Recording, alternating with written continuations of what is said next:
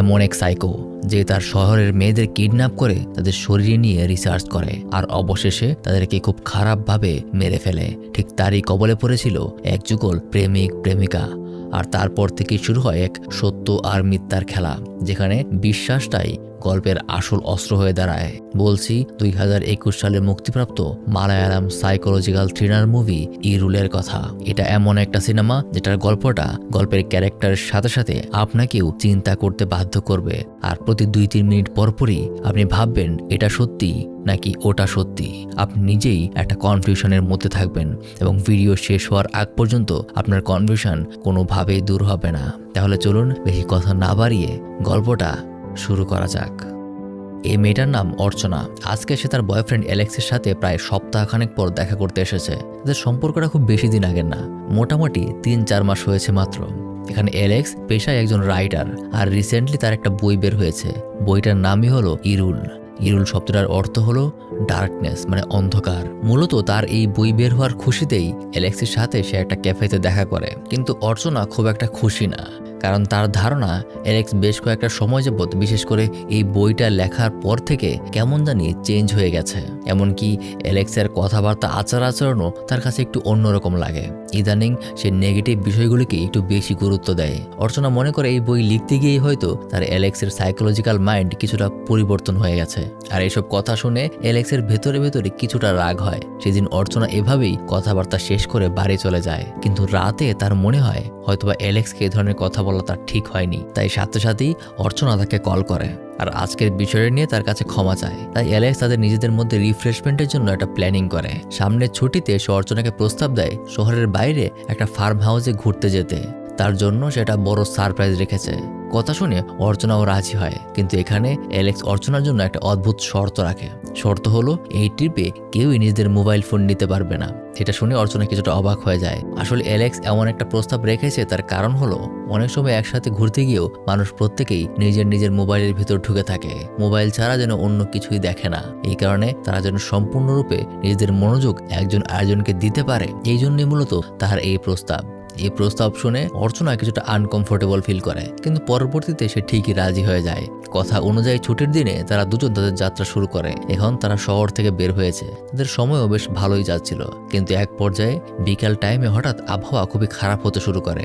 আকাশে মেঘ জমে বৃষ্টি হতে শুরু করে, আর কিছুক্ষণ পরেই তাদের গাড়িটাও নষ্ট হয়ে যায়। এখন এই বৃষ্টির মাঝে তারা গাড়িটাও ঠিক করতে পারবে না। এমনকি তারা তো নিজেদের সাথে মোবাইল ফোনটাও আনেনি, তাই ফোন করে কোনো মেকানিকও ডাকতে পারবে না। ঠিক তখনই তারা পাশে একটা বিশাল ফার্ম হাউস দেখতে পায়, আর এখানে মিটমিট করে একটা বাতি জ্বলছিল। তারা সেদিকে এগিয়ে যায় আর সাহায্য পাওয়ার আশায় কলিং বেল চাপতে শুরু করে, কিন্তু ভেতর থেকে কেউই বের হয় না। অ্যালেক্স মনে করে হয়তোবা বাড়িতে কেউ নেই, তাই সে দরজার আশেপাশে বাড়িতে ঢোকার চাবি খুঁজতে শুরু করে। ঠিক তখনই বাড়ির ভেতর থেকে কেউ একজন দরজা খুলে তাদের সামনে আসে।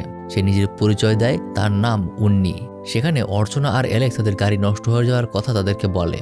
বাইরে তখন খুবই বৃষ্টি হচ্ছিল, যা শুনে উন্নি বলে মোবাইল ফোন তো আমার কাছেও নেই, তবে বাড়িতে ল্যান্ডলাইন আছে, কিন্তু সেটা বেশিরভাগ সময়ই কাজ করে না। তারপর ভেতরে ঢোকার পর উন্নি অর্চনাকে উপরের রুমে গিয়ে ড্রেস চেঞ্জ করতে বলে। আর অর্চনা উপরে যাওয়ার পর একটা রুমে অনেকগুলো মেয়েদের কাপড় খুঁজে পায়। তার মনে প্রশ্ন যাবে, এই লোকটা যদি এখানে একাই থাকে তাহলে উপরে এতগুলো মেয়েদের কাপড় কোথা থেকে আসলো। সে ওখানে ড্রেস চেঞ্জ করে এসে উন্নিকে উপরে রাখা কাপড় সম্পর্কে জিজ্ঞাসা করে।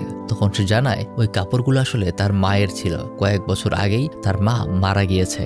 এটা শোনার পর এবার অর্চনা কৌতূহল নিয়ে উন্নিকে তারই ঘর আর অন্যান্য বিষয় সম্পর্কে প্রশ্ন করতে শুরু করে, কিন্তু এখানেই উন্নি উদ্ভট একটা উত্তর দেয়। সে বলে এটা আমার বাড়ি আর মেহমান তোমরা, তাই প্রশ্ন করার অধিকার শুধুমাত্র আমার আছে। তোমরা এত প্রশ্ন করবে না, কারণ তোমরা বাইরের লোক। এরপর উন্নি তাদের দুজনকে ভালো মতো দেখে বলতে শুরু করে, তোমরা আর যাই হোক বিয়ে তো করনি। তার এই কথা শুনে দুজনই বেশ অবাক হয়ে যায়, কারণ এটা তার জানার কথা ছিল না।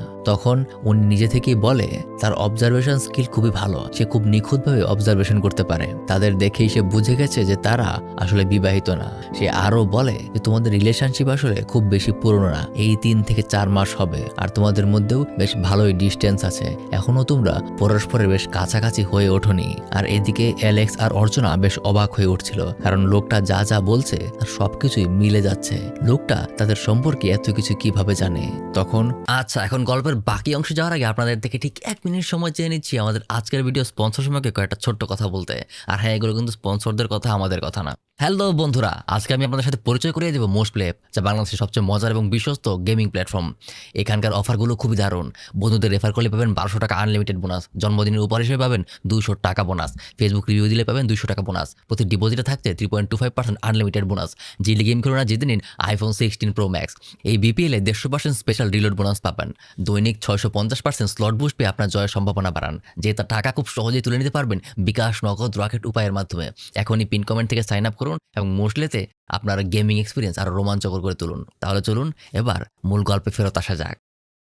এই 3 থেকে 4 মাস হবে আর তোমাদের মধ্যেও বেশ ভালোই ডিস্টেন্স আছে। এখনো তোমরা পরস্পরের বেশ কাছাকাছি হয়ে ওঠোনি। আর এদিকে অ্যালেক্স আর অর্চনা বেশ অবাক হয়ে উঠছিল, কারণ লোকটা যা যা বলছে তার সবকিছুই মিলে যাচ্ছে। লোকটা তাদের সম্পর্কে এত কিছু কিভাবে জানে? তখন উনি আবারও একই কথা বলে, সেটা হলো অবজারভেশন। সে মানুষকে খুব নিখুঁতভাবে অবজার্ভ করতে পারে। তারপর উনি অর্চনাকে তার পেশা নিয়ে জিজ্ঞাসা করে। অর্চনা জানায় যে পেশায় সে একজন লয়ার, অর্থাৎ আইনজীবী।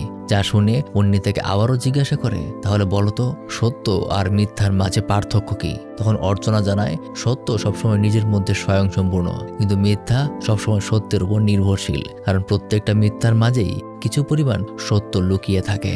তার এমন কথায় উন্নি কিছুটা ইমপ্রেসড হয়। এবার উন্নি অ্যালেক্সকে প্রশ্ন জিজ্ঞাসা করে, যার উত্তরে অ্যালেক্স তাকে জানায় যে সে নাকি একজন রাইটার, আর রিসেন্টলি তার ইরুল নামের একটা বই বের হয়েছে। যা শুনে উন্নি এবার তার ওই বইটা সম্পর্কে আরো কিছু জিজ্ঞাসা করতে থাকে। আর এক সময় কথাবার্তায় জানা যায় যে উন্নি আসলে অ্যালেক্সের ইরুলের বইটা পড়ে ফেলেছে, কিন্তু তার কাছে এই বইটা তেমন ভালো লাগেনি। এটা শুনে লেখক হিসেবে নিজের বইয়ের বদনাম শুনে তার একটু খারাপই লাগে। আসলে অ্যালেক্সের এই বইটা নিশ্চয় কোনো গল্পের উপর লেখা হয়নি, বরং অনেক আগে কেরালায় একটা সাইকো কিলারের ঘটনার উপর ভিত্তি করেই অ্যালেক্স এই বইটা লিখেছে। আর এখন উন্নি নামের অপরিচিত লোকটার মুখে তার বই সম্পর্কে এরকম নেগেটিভ কথাবার্তা শুনে অ্যালেক্স জিজ্ঞাসা করে যে কেন বইটা তার পছন্দ হয়নি। তখন উন্নি তাকে বলে, তোমার লেখা অনুযায়ী সেই কিলারটা 6টা মেয়েকে খুন করেছে, কিন্তু সে কেন এতগুলো খুন করেছে আর সেই কিলারের মূল উদ্দেশ্যটাই কি ছিল এটা নিয়ে তুমি কিছুই লিখোনি। যা শুনে অ্যালেক্স সাথে সাথেই তার কথায় ভুল ধরে বসে। সে বলে সেই কিলারটা 5টা খুন করেছে, 6টা নয়। আর উদ্দেশ্য সম্পর্কে আলাদাভাবে আমার কিছু বলার নেই, কারণ ওই সময়টাতে ফরেন্সিক রিপোর্ট অনুযায়ী যতটুকু জানা যায় সেই সিরিয়াল কিলার শুধুমাত্র মেয়েদেরকেই টার্গেট করত আর জঘন্যভাবে তাকে অত্যাচার করে মজা পেত। সে তাদের মারার আগে প্রত্যেকের মাথার চুল শেভ করে ফেলতো। সে আসলে কোনো স্বাভাবিক মানুষ না, সে সাইকো। আর মেয়ে জাতের প্রতি তার একটা চরম ধরনের ঘৃণা আছে, আর এই ঘৃণা থেকেই সে মূলত এই ধরনের সাইকো হয়ে উঠেছে। এটা শুনে উন্নি বলে, তোমার উত্তরটা আসলে হয়নি। কিলার যদি আসলেই নারীদের ঘৃণা করত তাহলে সেটা তার অন্যান্য কার্যক্রমে প্রকাশ পেত। আসলে তুমি শুধু নামের একটা লেখক, যে ক্যারেক্টার সম্পর্কে তুমি লিখেছো সেটা তুমি পুরোপুরি ফুটিয়ে তুলতে পারোনি। তোমার এই লেখার মাঝে আসলে ক্যারেক্টারের মোটিভটা কি ছিল, তার মনে কি চলছিল, কোনো কিছুই ফুটে ওঠেনি। এটা শুনে অ্যালেক্স তাকে সরাসরি জিজ্ঞাসা করে বসে, তুমি যেহেতু এত ভালো জানো তাহলে তুমিই বলো যে কিলারের আসল উদ্দেশ্যটা কি ছিল। এবার উন্নি খুবই রহস্যজনক একটা কথা বলে ওঠে। সে বলে, ওই কিলার সম্পর্কে আমিও নিউজ পেপারে পড়েছি, আর যতটুকু বুঝেছি সে নারীদেরকে ঘৃণা করতো না, বরং তার মধ্যে একটা বিশাল কৌতূহল ছিল। সে মেয়েদের বডি স্ট্রাকচার সম্পর্কে কৌতূহলী ছিল। সে অভ্যন্তরীণ সবকিছু খুঁটিয়ে খুঁটিয়ে দেখতে চাইতো। আসলে সে মূলত তার কৌতূহল মেটানোর জন্যই এতগুলো খুন করেছে। কিন্তু এটা শুনে আবারও সে তাকে বলে যে কিলারটা 6টা নয় বরং 5টা খুন করেছে, তুমি একটা বাড়িয়ে কেন বলছো? আর এই বিষয়টা ভালো মতো বুঝে রাখো যে কৌতূহল মানুষকে জ্ঞানী বানায়, খুনি নয়। আর কোনো কিছুর কৌতূহল মেটানোর জন্য অনেক রাস্তা আছে। কেন কৌতূহল মেটানোর জন্য তাকে এতগুলি খুন করতে হবে, তাও এত জঘন্যভাবে?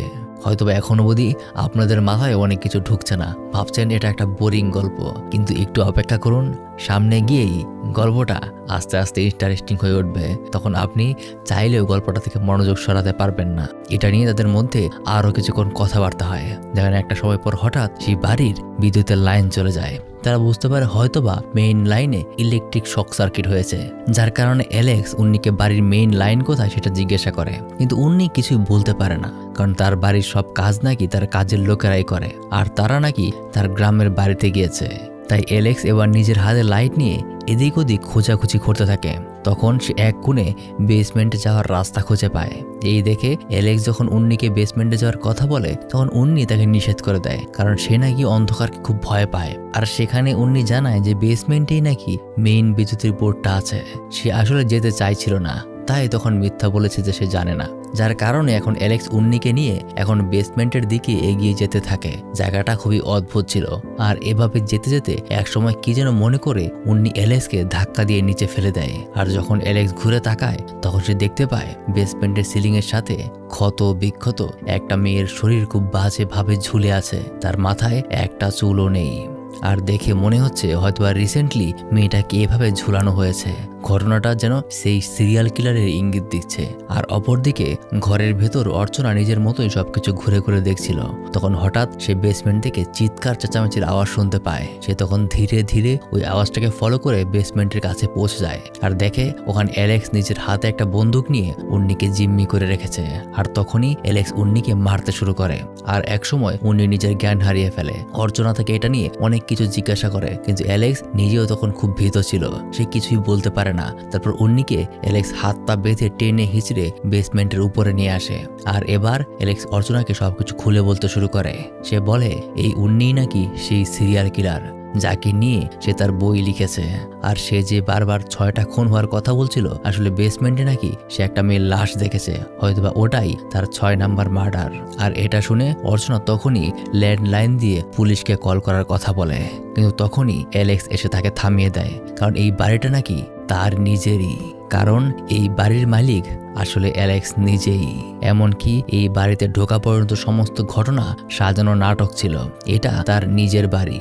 আসলে রিলেশনশিপের পর থেকেই অর্চনার সাথে সে তেমন রোমাঞ্চকর কোনো কিছু করতে পারেনি। এজন্য সে ইচ্ছা করেই তাকে মোবাইল আনতে নিষেধ করেছে। আর ইচ্ছে করেই আবহাওয়া খারাপ হবে জেনেও ওই টাইমে গাড়ি নিয়ে বের হয়েছিল। আর সে আসলে গাড়ি নষ্ট হওয়ার নাটক করেছিল। সে তাকে এই বাসায় ইচ্ছা করে নিয়ে এসেছে একটা সারপ্রাইজ দেওয়ার জন্য। কিন্তু এখানে আসার পর যখন সে বাড়ির ভেতরে উন্নিকে দেখতে পায় তখন তার মনেও কৌতূহল আসে যে এটা আবার কে। তাছাড়া সে তার এই পর্যন্ত বানানো নাটকটাও নষ্ট করতে চায়নি। এজন্যই নাকি এতক্ষণ পর্যন্ত সে সব লুকিয়ে রেখেছিল। কিন্তু বেসমেন্টে যাওয়ার পর যখন সে দেখে ওখানে একটা মেয়ের লাশ ঝুলে আছে, তখন তার আর বুঝতে বাকি থাকে না যে বাড়িতে কোনো চোর নয়, বরং সেই সিরিয়াল কিলার ঢুকে পড়েছে যাকে নিয়ে সে তার বইটা লিখেছে। আর এই সময়টাতেই তখন উন্নিরও জ্ঞান ফিরে আসে। আর এবার যেন তাকে দেখে সম্পূর্ণই এক ভিন্ন মানুষ মনে হয়। কারণ একটু আগেই যে লোকটা এই বাড়ি আর সবকিছু সম্পর্কে এত সুন্দর সুন্দর সাইকোলজিক্যাল কথা বলছিল, এই মানুষটাকে এখন খুবই ভীতু দেখাচ্ছে। এমনকি সে হাত পা বাঁধা অবস্থাতেই তাদের দুজনের কাছে প্রাণ ভিক্ষা চাইতে শুরু করে। যা দেখতে পেয়ে এবার অর্চনা পুলিশকে ফোন করার জন্য মরিয়া হয়ে ওঠে। কিন্তু অ্যালেক্স তাকে বারবার বোঝায় যদি এখানে পুলিশ চলে আসে তাহলে তারা মনে করবে যে সেই সিরিয়াল কিলার অন্য কেউ নয়, বরং অ্যালেক্স নিজেই। কারণ তার বাড়িতেই পুলিশ ওই মেয়েটার লাশ খুঁজে পাবে। আর এই ঝামেলায় সে জড়াতে চায় না। আবার অপরদিকে হাত পা বাঁধা অবস্থাতেই উন্নি তাদেরকে বলতে শুরু করে যে সে নাকি সামান্য একটা চোর। এই বাড়িতে সে ঢুকেছিল চুরি করার জন্য। কিন্তু যখন দুজন অপরিচিত লোক অর্থাৎ অর্চনা আর অ্যালেক্স এখানে আসে তখন সে স্বাভাবিক আচরণ করে যেন কেউ কিছু বুঝতে না পারে। আর যখন বাড়ির বেসমেন্টে গিয়ে সে একটা মেয়ের লাশ দেখতে পায় তখন সে আতঙ্কিত হয়ে ওঠে। আর এখন অ্যালেক্স নাকি তার নিজের অপরাধ লুকানোর জন্য অন্যকে মেরে ফেলবে, তাই সে প্রাণ ভিক্ষা চাইতে শুরু করে। অর্থাৎ বিষয়টা এমন হলো, যদি আমরা উন্নিকে বিশ্বাস করি তাহলে অ্যালেক্স নিজেই হলো সেই সিরিয়াল কিলার। অর্থাৎ সে নিজের উপরই নিজে বই লিখেছে, এতদিন ধরে সে খুনগুলো করে এসেছে। আর যদি অ্যালেক্সের দিক থেকে চিন্তা করি তাহলে উন্নিই হলো সেই সিরিয়াল কিলার। আর এখন সে সাধু সাজার চেষ্টা করছে। এখন এই দুজনের মধ্যে কে আসলে সত্যি কথা বলছে?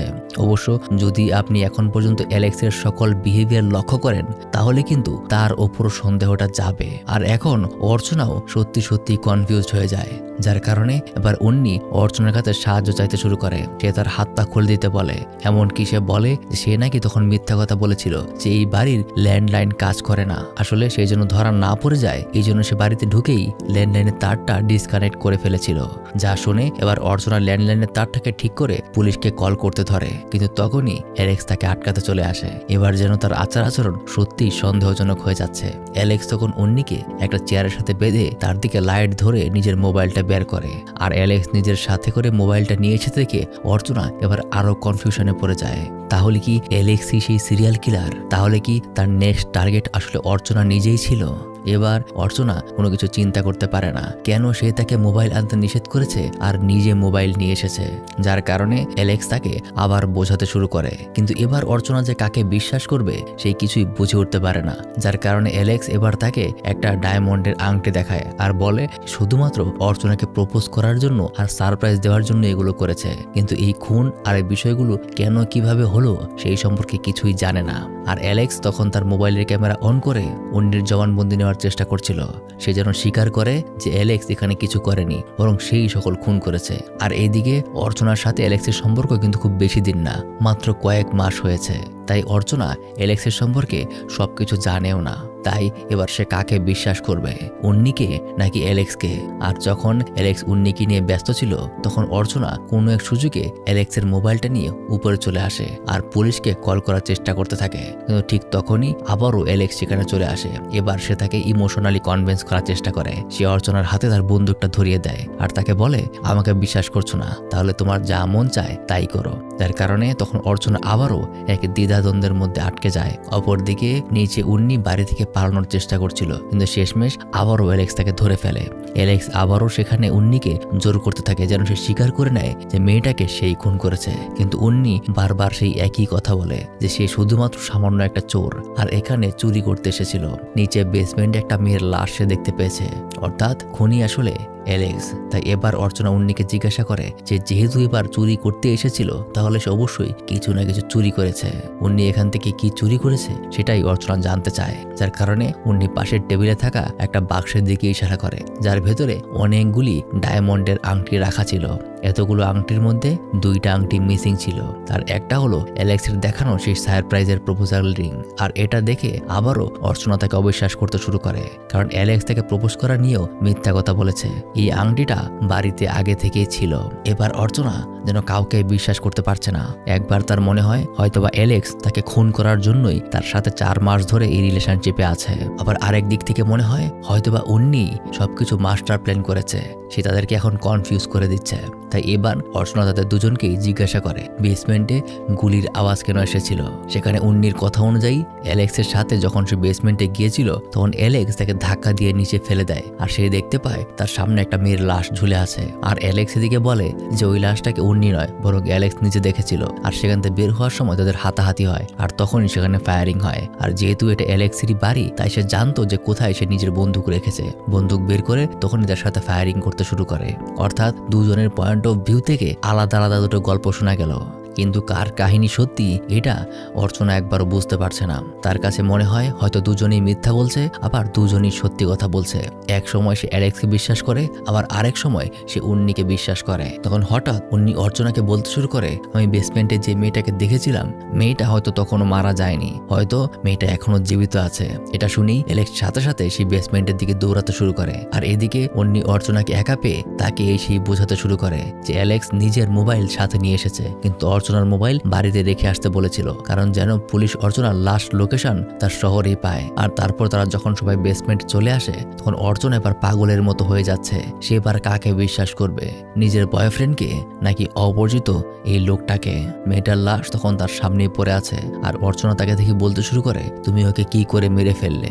অর্থাৎ তার ব্রেইন এবার ঠিকঠাক মতো সিদ্ধান্ত নিতে পারছে না। উন্নিকে তো সে শুরু থেকেই ভরসা করতে পারেনি, কিন্তু এখন সে অ্যালেক্সকেও বিশ্বাস করতে পারছে না। তাই একসময় অর্চনা তার হাতে থাকা বন্দুকটা অ্যালেক্সের দিকে তাক করে, কিন্তু তখনই অ্যালেক্স সেই বন্দুকটা অর্চনার হাত থেকে ছিনিয়ে নেয়। আর এবার নিজেকে বাঁচানোর জন্য অর্চনাকেও তার গান পয়েন্টে নিয়ে নেয় আর সেই মেয়ের লাশটাকে তার বাড়ির বাইরে নিয়ে মাটির নিচে চাপা দিয়ে দেয়। ওই সময়টাতে অর্চনা নিজের মধ্যে কোনো শক্তি খুঁজে পাচ্ছিল না, মানসিকভাবেও সে একদম ভেঙে পড়েছে। তাই যখন অ্যালেক্স ওই লাশটা মাটি চাপা দেওয়ার কাজে ব্যস্ত ছিল তখন অর্চনা পাশে থেকে অ্যালেক্সের বন্দুকটা উঠিয়ে ভেতরে চলে যায়। অর্চনা এবার পাগলের মতো হয়ে গেছে, সে পুলিশকে ফোন করার চেষ্টা করে। আর ঠিক তখনই অ্যালেক্স ওখানে চলে আসে, কিন্তু অর্চনা এবার তাকেও বিশ্বাস করে না, তাকে সে দূরে থাকতে বলে। কিন্তু তবুও যখন অ্যালেক্স অর্চনার সাথে জোর জবরদস্তি করতে শুরু করে তখন ভুলবশত অর্চনা অ্যালেক্সের উপর ফায়ার করে দেয়। আর এই ঘটনার পর অর্চনা নিজেও মানসিকভাবে ভেঙে পড়ে, সে এটা কি করে ফেললো। আর অ্যালেক্স মাটিতে লুটিয়ে পড়ে আর তাকে বারবার এখান থেকে পালিয়ে যেতে বলে, কারণ সেই সিরিয়াল কিলারটা উন্নি যে কোনো সময় অর্চনার উপর আক্রমণ করতে পারে। ঠিক তখনই দেখা যায় উন্নি ঠিক অর্চনার পেছনেই দাঁড়িয়ে তার হাতের বন্দুকটা ধরে আর বলতে থাকে যে সত্য এতক্ষণে অ্যালেক্স খুঁজে পেয়েছে, আর যেই সত্য অর্চনা জানতে চেয়েছে সেটা অন্য কেউ নয়, এটা আমি। তারপর সেই বাড়ির বাইরের দৃশ্যগুলো দেখানো হয়, যেখানে শুধুমাত্র একটা গুলি করার আওয়াজ পাওয়া যায়, যেখানে বোঝা যায় এই ঘটনায় যেভাবে অ্যালেক্স মারা গিয়েছে ঠিক তারপরেই উন্নি অর্চনাকেও গুলি করে মেরে ফেলেছে। মুভির একদম শেষ দৃশ্যে একটা নিউজ আর্টিকেল দেখানো হয়, যেখানে জানা যায় এই ঘটনার কয়েকদিন পর পুলিশ ওই বাড়ি থেকে 3টা মৃতদেহ পেয়েছিল, যেখানে একটা ছিল অর্চনা, আর একটা ছিল অ্যালেক্স, আর একটা ছিল পরিচয়বিহীন একটা মেয়ের লাশ। অর্থাৎ বোঝা যায় যে অ্যালেক্স আসলে নির্দোষ ছিল, আর চতুর্থ কোনো ব্যক্তি তাদের খুন করেছে। আর চতুর্থ ব্যক্তিটা আর কেউ নয়, এটা উন্নি আসলে অর্চনার মাইন্ডকে একদম কনফিউজ করে দিয়েছিল। অর্চনা বুঝতেই পারছিল না যে কাকে সে বিশ্বাস করবে, আর নিজের হাতে ভুলবশতই সে অ্যালেক্সকে খুন করে ফেলে, যার পরিণামে তার নিজেকেও খুন হতে হয়। আর এভাবেই আজকের গল্পটা শেষ হয়ে যায়। তবে গল্প শেষ হয়ে গেলেও এখানে কিছু প্রশ্ন থেকেই যায় যে উন্নি তাদের দুজনকেই কেন বেছে নিল। আসলে অ্যালেক্সের মৃত্যুর যদি প্রধান কারণ খুঁজতে যাই, তাহলে সেটা হবে তার ইরুল নামের সেই বইটা। হয়তোবা সেটা প্রকাশ হওয়ার পর উন্নি তার সম্পর্কে জানতে পেরেছিল, আর একজন সাইকো কিলার হিসেবে উন্নির এই ব্যাপারটা একদম পছন্দ হয়নি যে কেউ তাকে নিয়ে লেখালেখি করবে। এজন্যই হয়তোবা ওখানে ওই খুনির উদ্দেশ্য সম্পর্কে তাকে জিজ্ঞাসা করেছিল, যেখানে অ্যালেক্স কিছু বলতে পারেনি। আর প্রত্যেকটা সাইকো কিলার সব সময় নিজেদেরকে হিরো মনে করে, যেখানে সে তার উদ্দেশ্যটাকেই মহান মনে করে। তাই হয়তোবা অ্যালেক্সের লেখা বইটা তার পছন্দ হয়নি, আর এই জন্যই তার শেষ পরিণতি ছিল মৃত্যু। সে জানতো অ্যালেক্স আর অর্চনার সম্পর্ক বেশি দিন হয়নি, তাই এখানে সে তাদের বিশ্বাস নিয়ে খেলেছে। আর সাইকো মানুষরা এসব নিয়ে খেলেই খুব মজা পায়। তবে এখানে অ্যালেক্সের ব্যাপার নিয়েও বেশ কিছু প্রশ্ন আছে, কারণ আমরা যদি একটু ভালো মতো ক্রিটিক্যালি চিন্তা করি, তাহলে অ্যালেক্স কিন্তু শুরু থেকেই অর্চনার সাথে অনেকগুলো মিথ্যা কথা বলেছে, অনেক কিছু সে লুকানোর চেষ্টা করেছে। এমনকি ফার্ম হাউসে অর্চনাকে নিয়ে আসারটাও পুরোটা একটা নাটক ছিল। এমনকি তার বাড়ির ওপর তলায়ও অনেকগুলো মেয়েদের কাপড় চোপড় ছিল। একদম শেষে সেই মৃত মেয়েটার লাশ দাফন করার সময়ও অ্যালেক্সের মধ্যে কোনো প্রকার নার্ভাসনেস ছিল না। এই সকল বিষয় থেকে প্রশ্ন আসতেই পারে যে তাহলে আসল খুনিটা কে? এখানে কি অ্যালেক্সই ছিল নাকি উন্নিই ছিল? যাই হোক, এখানে বেশিরভাগ পয়েন্ট আসলে উন্নির দিকেই যায়। কিন্তু আপনার আসলে কি মনে হয়, এখানে যা যা বললাম সেই থেকে খুনিটা আসলে কে হতে পারে, উন্নি নাকি অ্যালেক্স? এটা এখন অনেক রহস্যের মধ্যেই রয়ে গেছে। এতক্ষণ আপনাদের সাথে ছিলাম আমি মারুফ। দেখা হবে আবার পরবর্তী এরকম কোনো অসাধারণ গল্প নিয়ে।